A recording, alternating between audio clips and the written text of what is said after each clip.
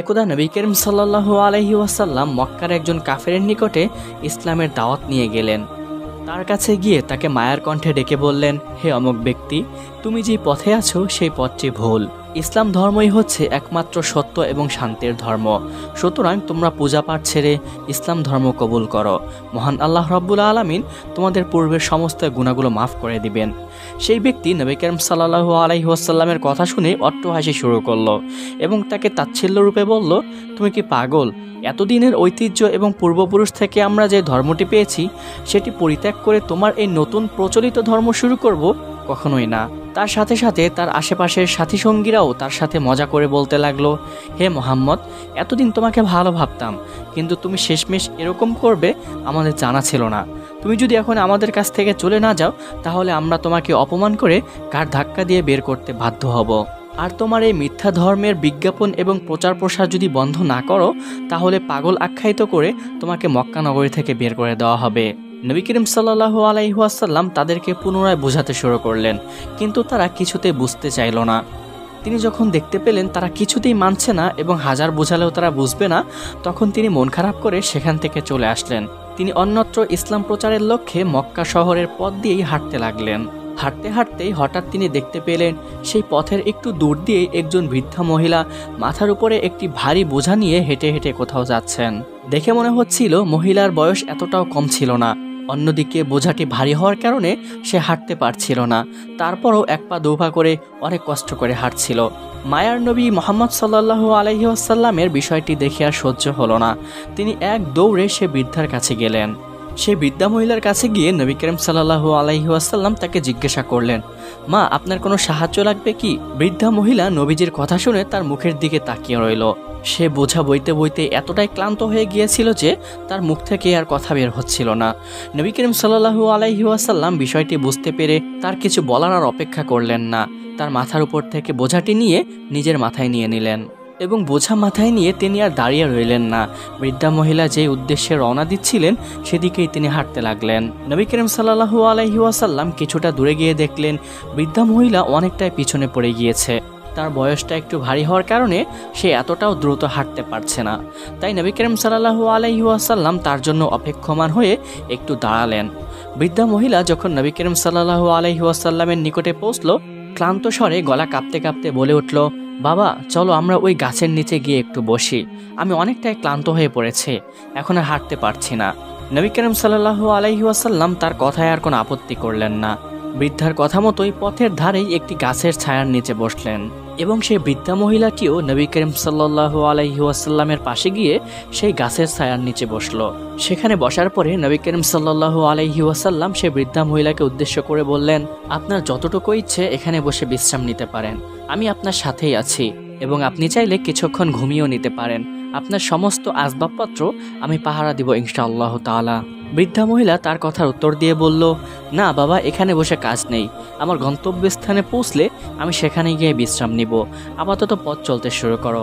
এটি বলে তারা দুজনেই পুনরায় পথ চলতে শুরু করলেন। সময়টি তখন সকাল গড়িয়ে দুপুরের আগ মুহূর্ত। ভোরের ঠান্ডা বাতাসের আবহাওয়া এখনও অনুভব হচ্ছিল। দুপুরের গরমের তীব্রতা এখনও তেমন একটা বেড়ে ওঠেনি। আকাশ অনেকটাই মনোরম এবং হালকা নীলচে ভাব। রাস্তা অনেকটাই প্রশান্তিময় এবং নিরিবিলি ছিল।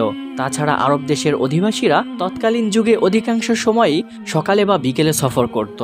সে মতে তখন তাদের সফর করতে এতটাও কষ্ট হচ্ছিল না। কিন্তু যখন তায়েফের পথে হাঁটতে শুরু করলো এবং সকাল গড়িয়ে দুপুর শুরু হলো, তখন বৃদ্ধা মহিলার হাঁটতে অনেকটাই কষ্ট হচ্ছিল। কারণ তখন তায়েফের পথ ছিল পাথর এবং কাঁকরযুক্ত। যখন তারা হাঁটছিলেন তখন তাদের পায়ের নিচে ছোট ছোট নুড়ি পাথর খচখচ করে আওয়াজ করছিল। নবী করিম সাল্লাল্লাহু আলাইহি ওয়াসাল্লাম লক্ষ্য করলেন সে বৃদ্ধা মহিলার হাঁটতে কিছুটা কষ্ট হচ্ছে। তাই মায়ার নবী তার হাঁটার গতিবেগ কমিয়ে ধীর গতিতে হাঁটতে লাগলেন। বৃদ্ধা মহিলা যতই নবী করিম সাল্লাল্লাহু আলাইহি ওয়াসাল্লামকে দেখছিলেন তিনি ততই বিস্মিত হচ্ছিলেন। মনে মনে ভাবতে লাগলেন ও বলতে লাগলেন, এই যুবক সত্যিই অনেক দয়ালু, আজকাল এমনভাবে অন্যের কষ্ট কে বোঝে। কিছুটা হাঁটার পরে নবী করিম সাল্লাল্লাহু আলাইহি ওয়াসাল্লাম দেখতে পেলেন বৃদ্ধা মহিলাটি আর হাঁটতে পারছে না, তার অনেকটাই কষ্ট হচ্ছে। তখন নবী করিম সাল্লাল্লাহু আলাইহি ওয়াসাল্লাম বৃদ্ধা মহিলাকে লক্ষ্য করে বললেন, আমার মনে হচ্ছে আপনি অনেক ক্লান্ত, আপনি যদি চান আমরা বিশ্রাম নেওয়ার জন্য এখানে একটু থামতে পারি। বৃদ্ধা মহিলা তার কথা শুনে অবাক হয়ে বলল, ছেলে, তুমি কি ক্লান্ত হওনি? তখন নবী করিম সাল্লাল্লাহু আলাইহি ওয়াসাল্লাম একটু মৃদু হাসি দিয়ে বললেন, চিন্তা করবেন না, আমি ঠিক আছি, আপনি চাইলে বিশ্রাম নিতে পারেন। তখন বৃদ্ধা মহিলা বলল, আচ্ছা ঠিক আছে বাবা, আমরা কিছুক্ষণ বসে বিশ্রাম নিয়ে পুনরায় আবার পথ চলব। তাই তারা পথের মাঝেই সামান্য একটু দূরে একটি পাথরের ছায়ার নিচে বিশ্রাম নেওয়ার জন্য বসলেন। বিশ্রাম নিতে বসার পরে নবী করিম সাল্লাল্লাহু আলাইহি ওয়াসাল্লাম বৃদ্ধা মহিলাকে জিজ্ঞাসা করলেন, আচ্ছা আপনি কোথায় যাচ্ছেন? তখন বৃদ্ধা মহিলা উত্তর দিল, বাবা আমি মক্কা ছেড়ে চলে যাচ্ছি। শুনেছি মক্কায় একজন ব্যক্তি এসেছে যে কিনা নিজেকে নবী দাবি করে এবং আমাদের এতদিন ধরে চলিত ধর্মকে পরিবর্তন করে সে নতুন একটি ধর্ম কায়েম করতে চায় এবং সবাইকে সে ধর্মে প্রত্যাবর্তন করতে চায়। এবং সে নাকি এটাও বলে 7 আসমান এবং 7 জমিনের বাহিরে এবং ভিতরে যা কিছু রয়েছে সব কিছুই নাকি আল্লাহ নামে কেউ সৃষ্টি করেছে এবং আমাদের সকলেরই নাকি তারই ইবাদত করা উচিত, তার সাথে নাকি কারো শরিক করা যাবে না। আমরা এতদিন ধরে যেই দেবদেবীর পূজা করে যাচ্ছি, তাদের উপাসনা করে যাচ্ছি, সেটা নাকি হারাম এবং তা করা যাবে না। আমরা নিজেরাই খেয়ে পড়ে বাঁচতে পারি না, তার উপরে নাকি গরিব দুঃখীদের সেবা করতে হবে, তাদের নাকি অর্থ সম্পদ দান করতে হবে, সব ক্ষেত্রে নাকি ন্যায় বিচার করতে হবে, ওজনে নাকি কম দেওয়া যাবে না। তুমি বলো বাবা, ওজনে যদি কম না দেওয়া হয় তাহলে কি ব্যবসায় লাভ হবে? আমি চাই না এসব আজগবি কথার দ্বারা আমি এবং আমার সন্তান বা আমার আত্মীয় স্বজনকে প্রভাবিত হোক। তাই আমি শুরুতে এক জায়গায় গিয়ে ঠিকানা করছি এবং পরবর্তীতে আমার পরিবারবর্গ সবাইকেই আমি সেখানে নিয়ে যাব। নবী করিম সাল্লাল্লাহু আলাইহি ওয়াসাল্লাম বৃদ্ধা মহিলার কথা শুধু শুনেই যাচ্ছিলেন, তিনি তার কথার কোনো প্রতিবাদ বা তার সাথে বিতর্কে লিপ্ত হলেন না। কিছুক্ষণ চুপ থেকে বৃদ্ধা মহিলা বলে উঠল, শোনো বাবা, তোমাকে একটি উপদেশ দেই। তুমি যদি কখনো মক্কায় ফিরে যাও, সেখানে গিয়ে তুমি খুবই সাবধানতার সাথে চলবে। অনেকেই নাকি তার কথায় মুগ্ধ হয়ে তার ধর্মটি গ্রহণ করে ফেলেছে। তুমি আবার তার ফাঁদে পা দিও না, তাহলে বিপদ হতে পারে। এতদিন যে ধর্ম পালন করছো সেই ধর্মটাই হচ্ছে উত্তম এবং সঠিক ধর্ম। নবী করিম সাল্লাল্লাহু আলাইহি ওয়াসাল্লাম এবারও তার কথায় কোনো হালচাল প্রকাশ করলেন না। তিনি একটু মুচকি হাসি দিয়ে বললেন, আচ্ছা ঠিক আছে, আপনি যেটা বলেছেন সেটা আমি অবশ্যই মনে রাখব। আপনার কোনো পানাহারের প্রয়োজন থাকলে সেটা পূরণ করে নিন, তারপরে আমরা পুনরায় পথ চলা শুরু করব। বৃদ্ধা মহিলা নবীজির কথা শুনে তার পুটলি থেকে কয়েকটি খেজুর বের করলো। সফরপুঞ্জি হিসেবে সেই বৃদ্ধা মহিলা যেই কয়টি খেজুর নিয়ে এসেছিল তার থেকে কিছু খেজুর নবী করিম সাল্লাল্লাহু আলাইহি ওয়াসাল্লামকে খাওয়ার জন্য দিল।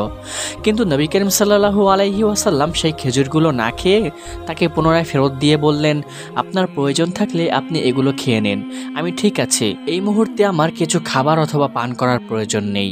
বৃদ্ধা মহিলা নবীজি সাল্লাল্লাহু আলাইহি ওয়াসাল্লামকে যতই দেখছে ততই মুগ্ধ হয়ে যাচ্ছে।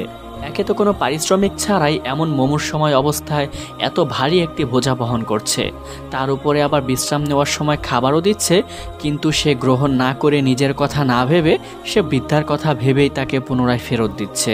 নবীজি যেহেতু খেজুরগুলো গ্রহণ করেনি, তাই বৃদ্ধা মহিলা একাই সেগুলো খেয়ে তারা পুনরায় পথ চলতে শুরু করে।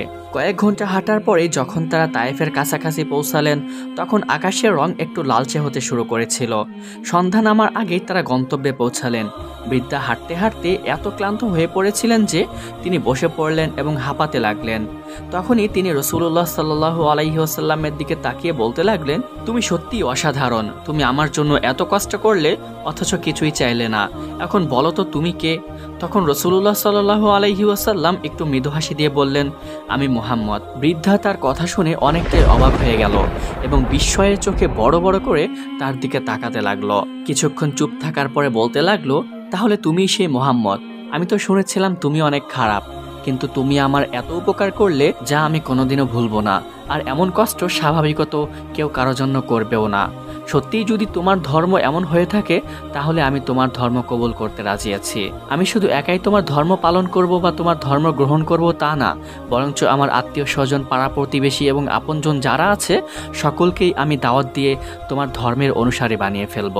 এটা বলে বৃদ্ধা মহিলা ইসলাম ধর্ম গ্রহণ করে শান্তির ছায়াতলে চলে আসলো।